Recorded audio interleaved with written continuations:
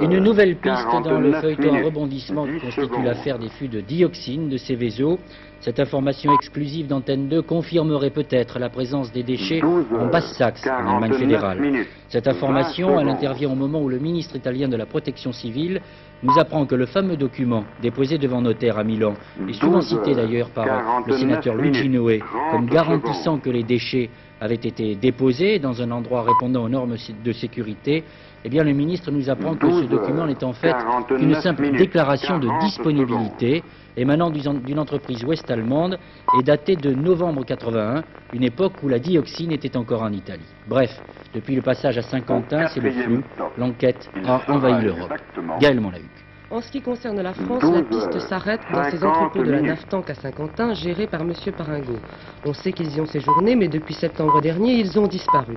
Bernard Paringot, l'homme clé que l'on voit ici sortir une fois de plus du cabinet du juge et qui est toujours emprisonné, se refuse à parler. Est-il payé pour se taire? C'est une hypothèse, mais il y en a d'autres. La piste devient alors allemande et l'on cherche d'abord dans une décharge dans le Bade-Württemberg, près de Heidelberg, la Badische Rückstand. En effet, des documents saisis prouvent que cette société avait pris des contacts avec Bernard Paringot. Il y a 2 lettres qui en font état et le juge Van Asbroek prend cette piste très au sérieux. Mais pour l'instant, on n'a rien trouvé. Cependant, en Allemagne de l'Est, les écologistes s'agitent, interviennent et s'intéressent à une autre décharge, celle de Münchenhagen en Basse-Saxe. Sur les affirmations d'un informateur anonyme, la justice est saisie et l'on creuse. Les recherches se sont interrompues hier soir et doivent reprendre ce matin. Mais pour l'instant, aucune trace de dioxine. Nous avons une 3e piste à vous proposer, toujours en Basse-Saxe, à côté de Münchenhagen. Une autre décharge pourrait contenir les fameux fûts, c'est celle de Hohengelsen.